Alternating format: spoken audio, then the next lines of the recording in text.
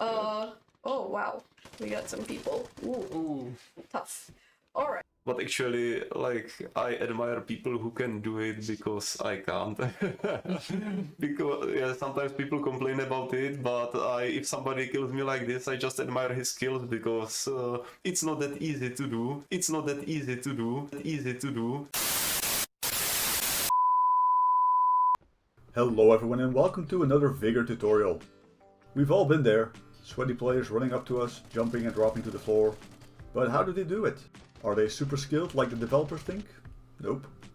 Are they from another planet and have extra thumbs? Nope. Maybe they're using some sort of illegal advanced hardware? Maybe, but not necessarily. They probably just remapped their controller. And that's what we are going to talk about today, remapping your controls in Vigor. And no, you do not need a special edition or an elite controller to do this. The default controls for Vigor are okay, but not great. They were good back in 2001 for games like Halo, but in 2023 we expect a little bit more. Unfortunately, Vigor offers zero options to remap any controls. Even something as simple as separating the reload from the interaction button is something that the community has been asking for a very long time. So with this tutorial we are going to look at the possible options to remap your controls and the pros and cons that come with it. So first of all, how do you remap without an elite controller? Xbox has a built-in option to remap buttons on your controller. This function is created for their adaptive controllers but can also be used for the regular ones. You can find this under Settings, Devices and Connections, Accessories and then Configure the controller. On PlayStation you can do this through Settings, Accessibility, Controllers, Custom Button Assignment. On Switch this is found under Settings, Controllers and Sensor and then Change Button Mapping. I don't know how it is for PlayStation and Switch, but on Xbox you are able to make different profiles for your controllers. So the first thing you want to do is create a new controller profile and call it Vigor or Superhero Mode or whatever you like. Next, let's look at what we want to remap. In general, all the controls are a bit where we want them to be except for jumping and crouching. We can remap our jump button to one of our bumpers and that way we create the popular bumper jumper control scheme. So we remap it to our left bumper. But this creates our first problem, and that is accessing the consumable wheel. You would now have to hold A and use the right stick to select a consumable, and that's not really a viable option unless you use the claw. But if you can use claw on your controller, you probably won't need to remap jumping at all. So your first thought is probably, okay, so let's remap it to the right bumper then.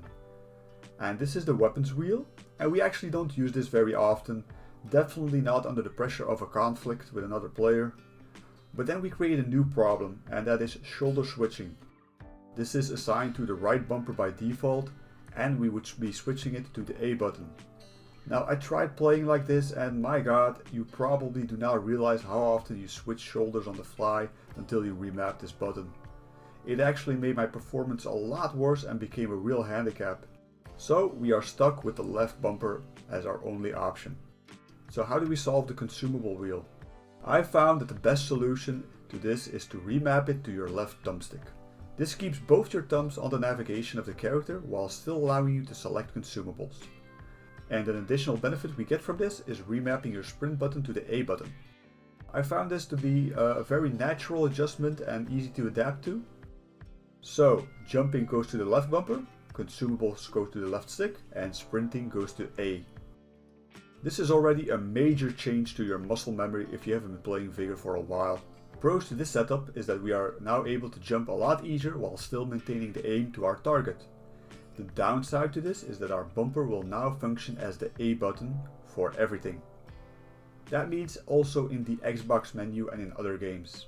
This is why it's good to have a separate profile just for playing Vigor. The biggest issue you will have, and this is important, is in the pre-game lobby. Because you use the bumpers to switch between players and check their loadouts. But if you hit your left bumper twice quickly, you will actually be spending crowns and boosting the lobby unwillingly. You'll also experience some discomfort while navigating the menu in the shelter, but that's not going to cause any major issues and you'll eventually adapt to it. I will say that the menu navigation will always feel awkward. A second option to remap your jump is to remap it to the right thumbstick. This has a lot less of an impact on your other functions in the game, while still giving you a bit more advantage on movement. Personally, I do not like having to click my stick that much, as jumping is a very routine action I do in the game, and I'm worried that this will wear out my stick faster and cause stick drift. I also think that having to click and aim at the same moment may cause anomalies in your aiming, but it is an option that you can try it for yourself. This only takes away the first person aiming mode from the stick to your A button, which is not that impactful in my opinion. Alright, that's all for the jumping part. Now we're going to look at the crouching part. I remapped mine to the right stick because that resembles games like Battlefield a lot more. It's a very easy remap that offers a great benefit. You can aim at your enemy and click the stick to crouch, which will increase your stability and keep your reticle tighter while shooting. Crouching while shooting is usually recommended if you are not on the receiving end of any return fire or being pushed. This of course switches the B button to your right stick and does have some impact on your menu navigation, but also a big issue to consider during gameplay. And that is looting stuff. Yes, you will need to remap your brain to loot stuff. We hold X now to loot, then either loot all or press A a few times to take what we want, and then press B to exit the container we are looting. Now we already remapped A to the left bumper, so we are picking stuff up with the left bumper and not A. And now we need to click the right stick to exit the container instead of B. You can be sure your brain is going to have some malfunctioning in this situation at first. So loot only when it's safe, or make a habit of always doing loot all and then later deleting what you don't need. Because if you are looting an enemy and you hit B, which is now your right thumbstick, guess what happens? You open their console profile. And you do not want to get shot at that moment. Because you're loading an external menu and you have zero control over the game anymore. Your brain will panic trying to find the B button and you'll be dead by the time you are back to controlling your character. You'll also melee a few times when you actually want to crouch, but that's not so bad. If jumping isn't per se your thing and you would actually like to master the drop shouting technique, then you would be best to remap crouching to your left bumper instead. Keep in mind that you will still need to remap the consumable wheel to your left stick and that sprint will end up on the B button instead. Looting will still be done with the A button, but exiting the menu or container now becomes the left bumper. Alright, is your brain still following along? It's okay if it's not. If you do decide to try any of these remapping options, then I suggest taking the following path to do so. Start the tutorial and play until you have a weapon and a bandage. Then remap your controls while keeping the game open. This works on Xbox, so I hope it works on other platforms as well. The tutorial is the best environment to test if all the remaps are going through the way you expect them to, since we are crossing a lot of buttons with each other. Once you are sure all the buttons are remapped, you are all set to go out in the Outlands and piss yourself off. Right, we don't want that, so stay out of the encounters for a few days and just play Shootout.